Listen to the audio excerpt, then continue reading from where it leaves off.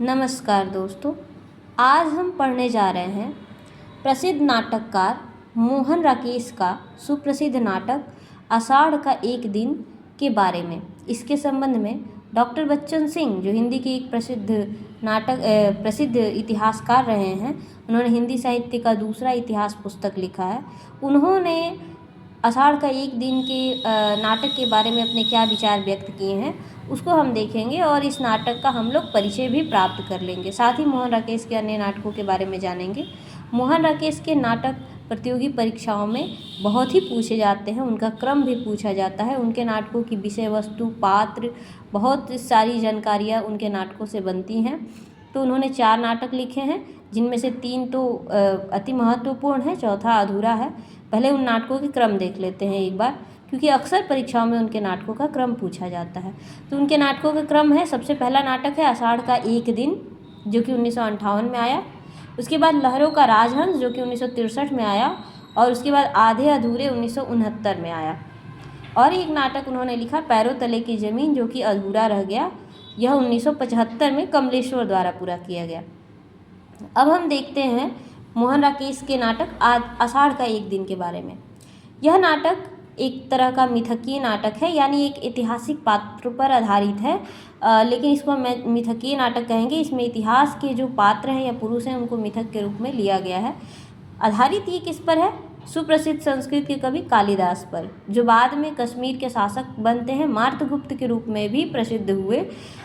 लेकिन यहाँ पर जो कवि कालिदास हैं उनके जीवन को आधार बना करके ये नाटक रचा गया है। तो आइए देखते हैं कि इस नाटक में किस विषय वस्तु को रखा गया है। बच्चन सिंह बताते हैं कि आषाढ़ का एक दिन जो नाटक है उसमें राजाश्रय और व्यक्ति स्वातंत्र्य के बीच भटकती हुई सृजनात्मकता का नाट्यबिंब है। राजाश्रय और व्यक्ति स्वातंत्र्य के बीच भटकती हुई सृजनात्मकता का नाट्यबिंब है।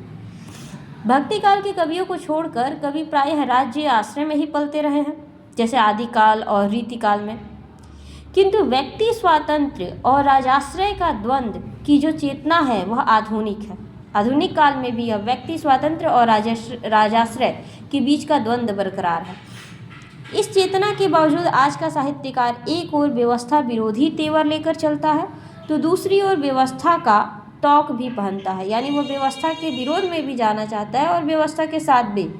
कालिदास कहता है, कालिदास जो कि इस नाटक का पात्र है, कालिदास कहता है कि मैं अनुभव करता हूँ कि यह ग्राम जहाँ से वह बिलोंग करता है, यह ग्राम मेरी प्रांत, मेरी वास्तविक भूमि है। मैं कई सूत्रों से इस भूमि से जुड़ा हूँ।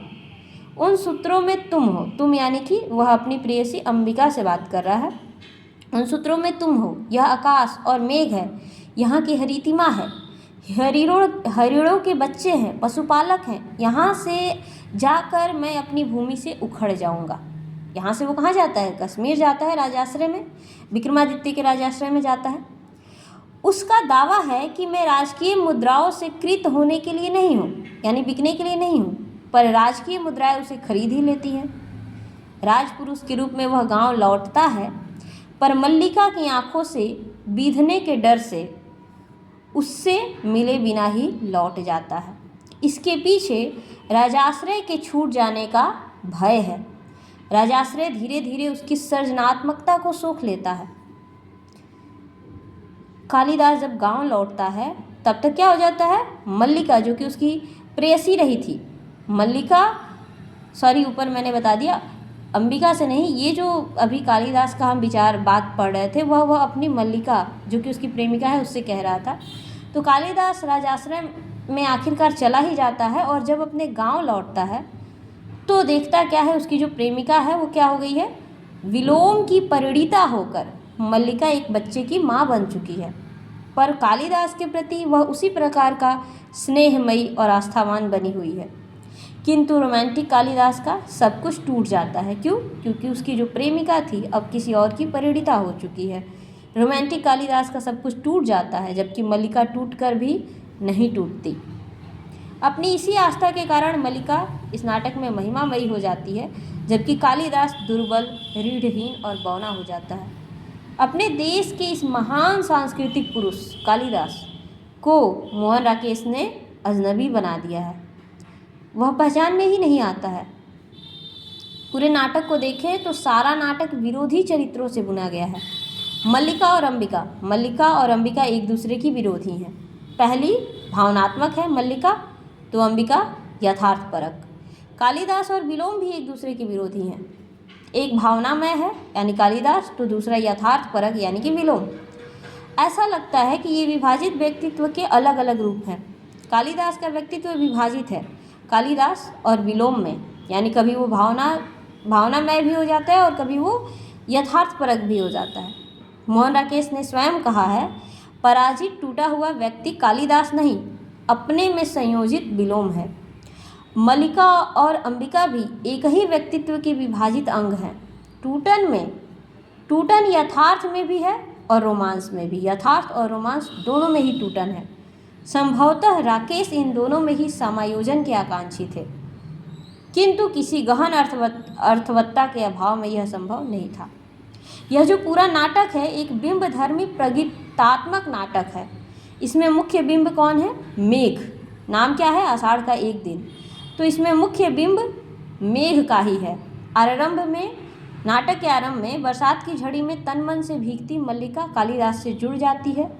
फिर मेघ उज्जैनी चले जाते हैं। मल्लिका अपने गीले कपड़े सुखाती है। मेघ उज्जैनी चले जाते हैं। फिर मल्लिका अपने गीले कपड़े सुखाती है और नाटक के अंत में गर्जन तर्जन लेकर मेघ पुनः लौटते हैं, जैसे कि कालिदास लौटता है। पर वे कुछ भी भिगो नहीं पाते, वे स्मृतियों के प्रतीक बन जाते हैं और यह सारा का सारा नाटक क्या हो जाता है? एक त्रासदी में बदल जाता है। तो ये बच्चन सिंह के विचार आषाढ़ का एक दिन नाटक के बारे में थे। अगर हम इनके पात्रों को जरा देख लें, आषाढ़ के एक दिन नाटक में जो पात्र हैं, तो सबसे पहला जो पात्र है वो कौन है? कालिदास है, जो कि एक कवि है और इस नाटक का नायक है। उसके बाद हम देख ले तो कौन है? मल्लिका है। मल्लिका कालिदास की प्रेमिका है। अंबिका मल्लिका की माँ है। विलोम उसी के गांव का एक पुरुष है जिसका विवाह बाद में मल्लिका से हो जाता है। प्रियंगु मंजूरी राजकन्या है, जो कि कालिदास की पत्नी बनती है बाद में। कालिदास से उसका विवाह हो जाता है, वो जहाँ उज्जैनी वो गया रहता है वहाँ पर उसका विवाह प्रियंगु मंजूरी से हो जाता है। नाटक के अन्य पात्रों के रूप में मातुल है, दंतुल है और निक्षेप है, अनुस्वार है, अनुनासिक है। ये सारे नाटक के पात्र हैं। तो इस नाटक के पात्रों को और इसके विषय वस्तु को, इसके प्रकाशन वर्ष को, इस महत्वपूर्ण तथ्यों को आपको ध्यान में रखना है, क्योंकि ये परीक्षा उपयोगी है बहुत ही।